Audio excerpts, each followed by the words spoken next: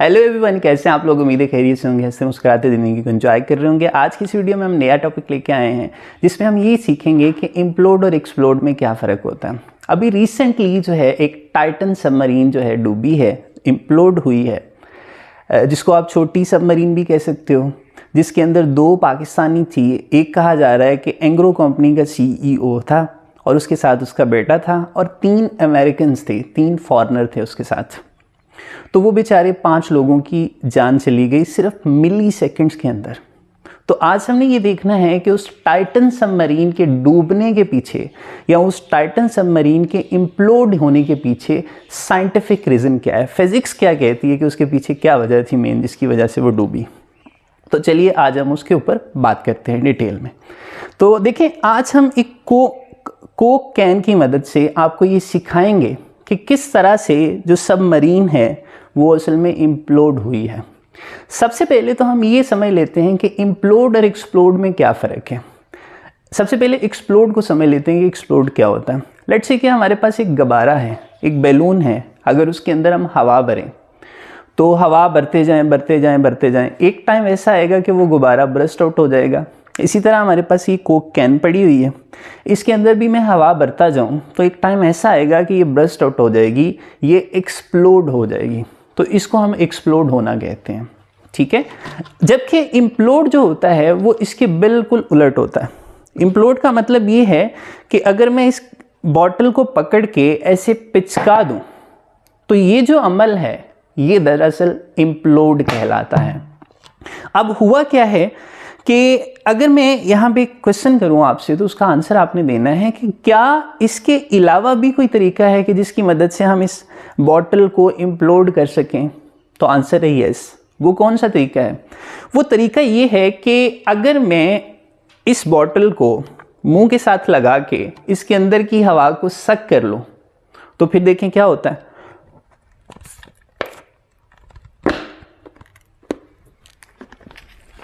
देखिए, इसके अंदर की हवा को मैंने सक कर लिया। आप देख सकते हैं कि ये बॉटल थोड़ी सी डीफॉर्म हो गई है, ठीक है।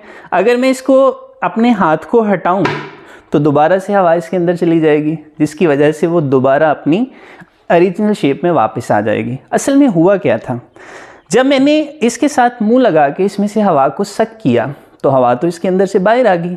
जो पहले हवा इसके अंदर मौजूद थी वो अंदर से इसके ऊपर प्रेशर लगा रही थी, इसकी वॉल्स के ऊपर। जैसे ही मैंने उस हवा को सक कर लिया तो अब अंदर कोई हवा मौजूद ही नहीं है, तो लिहाजा प्रेशर कैसा लगेगा इसके ऊपर। अब सिर्फ और सिर्फ एक ही प्रेशर है जो इस बॉटल के ऊपर लग रहा है और वो है एक्सटर्नल एटमॉस्फेरिक प्रेशर। तो वो एक्सटर्नल एटमॉस्फेरिक प्रेशर की वजह से ये जो बॉटल है ये इम्प्लोड हो जाती है इस तरह से। तो ये है एक्सप्लोड और इम्प्लोड का कॉन्सेप्ट। तो आज हमें ये देखना है कि जब वो सबमरीन 13,000 फीट की गहराई में जाती है तो कितना उसके ऊपर जो प्रेशर एग्जर्ट होता है जिसकी वजह से वो सबमरीन जो है वो इम्प्लोड कर जाती है। इस चीज़ को आज हमने समझना है। देखिए, अगर 13,000 फीट गहराई में एक सबमरीन जाती है तो उसके ऊपर जो प्रेशर लगता है, ज़रा उसकी कैलकुलेशन पहले देख लेते हैं। अगर उस प्रेशर की कैलकुलेशन देखी जाए तो 10th क्लास में हमने एक फॉर्मूला पढ़ा हुआ है प्रेशर का, P = ρgh। यहाँ पे जो रो है वो डेंसिटी ऑफ फ्लूइड है, मीन के वाटर की डेंसिटी है। यहाँ पे जी जो है वो ग्रेविटेशनल एक्सेलरेशन है, जिसकी रफली वैल्यू हम 10 मीटर/सेकंड स्क्वायर लेंगे ताकि हमारी कैलकुलेशन आसान हो सके। उसके अलावा एच की जगह पे हमने डेप्थ पुट करनी है कि जितनी डेप्थ में वो सबमरीन गई थी। अब वो सबमरीन गई है तकरीबन 13,000 फीट की गहराई में। अगर उस 13,000 फीट को हम मीटर्स में कन्वर्ट करें तो वो 4,000 मीटर बनती है। अब ये सारी वैल्यूज उस फॉर्मूला में पुट करें तो फाइनल जो आंसर हमारे पास आता है वो 400 एटमॉस्फेरिक प्रेशर आता है, ठीक है। अगर इस एटमॉस्फेरिक प्रेशर को हमने कन्वर्ट करना है पास्कल के अंदर तो सिंपली आपने 10⁵ से इसको कर देना मल्टीप्लाई। तो वो प्रेशर जो है वो आपका कन्वर्ट हो जाएगा किसके अंदर, Nm/m² के अंदर या पास्कल्स के अंदर, ठीक है। तो ये काफ़ी ज़्यादा प्रेशर है। तो अब हम देखेंगे कि इस काफ़ी ज़्यादा प्रेशर ने किस तरह से छोटी सी टाइटन सबमरीन को जो है इम्प्लोड कर दिया। तो चलिए अब आपको सिखाते हैं इस कैन की मदद से, कोक कैन की मदद से, कि किस तरह से बेसिकली वो जो सबमरीन थी वो इम्प्लोड हुई। तो चलिए आइए। देखते हैं। तो चलिए अब हम ये सीखते हैं कि किस तरह से वो सबमरीन जो है इम्प्लोड हुई है इस कोक कैन की मदद से। तो सबसे पहले आपने क्या करना है कि इसके अंदर थोड़ा सा वाटर डालना है, थोड़ा सा पानी, बिल्कुल 1-2 घूंट थोड़ा सा पानी इसके अंदर डाला। फिर इसको आपने रख देना है चूल्हे के ऊपर, रख दिया हमने। अब हमने क्या करना है कि जैसे ये बॉयल होना स्टार्ट होता है तो इसको यहाँ से हमने उठा लेना है।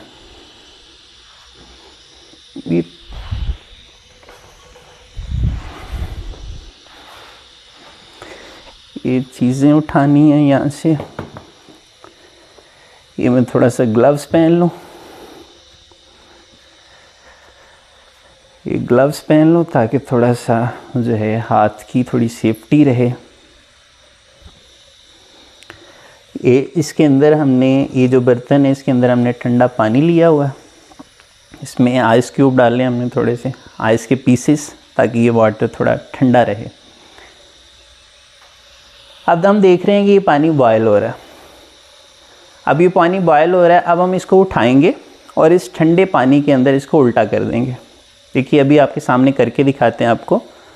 हमने इसको उठाना है, इसको कैन को बड़ी एहतियात के साथ, गर्म है, इसको उठाना हमने, ऐसे पकड़ के इसको ठंडे पानी के अंदर हमने कर देना है उल्टा।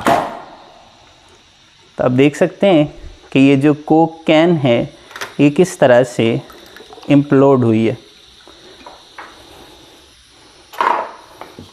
अब हम ये दूसरी कैन ले लेते हैं, इसको भी उसी तरह से चूल्हे के ऊपर आपने रख देना है और पानी को बॉयल होने देना है। जैसे ही पानी बॉयल होता है इसको एहतियात के साथ उठा के आपने इस ठंडे पानी के अंदर उल्टा कर देना। अब ये इम्प्लोड हो के क्या बना है इसका, इसके पीछे की हम फिज़िक्स बाद में देखते हैं। पहले हम ज़रा ये करके दिखा दें आपको। देखिए ये पानी बॉयल हो रहा है, जैसे ही पानी बॉयल हो जाता है अच्छे से, फिर हम इसको उठाएंगे और इस ठंडे पानी के अंदर उल्टा कर देंगे। तो ये देखें बड़ी एहतियात के साथ आपने इसको, ये देखें ये कैन भी इम्प्लोड हो चुकी है।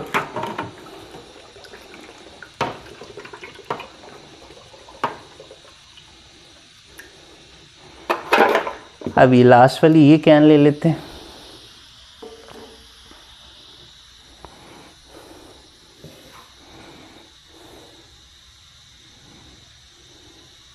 जैसे ये बॉयल होगी इसको उठा लेना हमने और उठा के ठंडे पानी के अंदर इसको उल्टा कर देना बड़ी एहतियात से। थोड़ा सा गर्म है ये।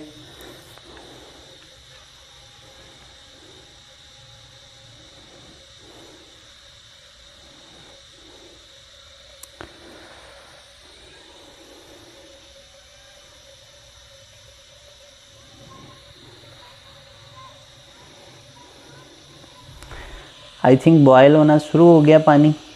जैसे ये बॉयल होता है इसको उठा के इसके अंदर हमने अंडेल देना।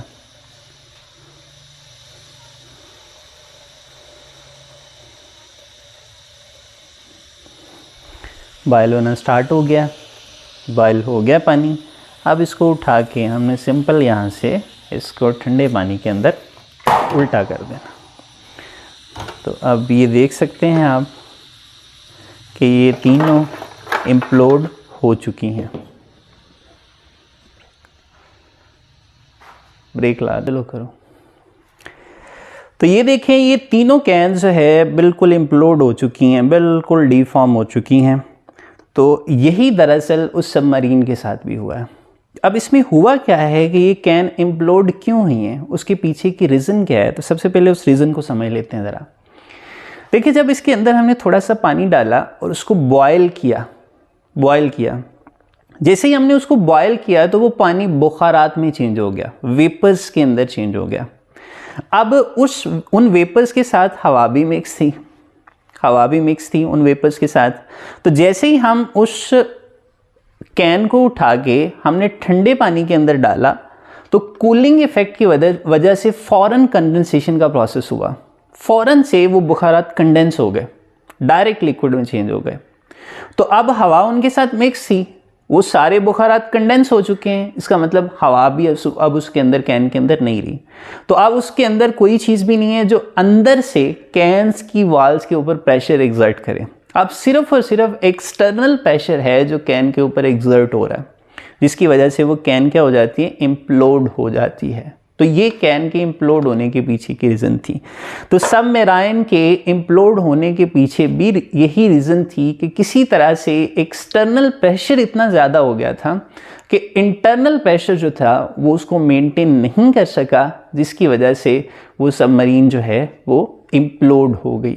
तो ये उसके पीछे की बेसिक साइंटिफिक रीज़न थी जिसकी वजह से वो जो है सबमरीन इम्प्लोड होगी।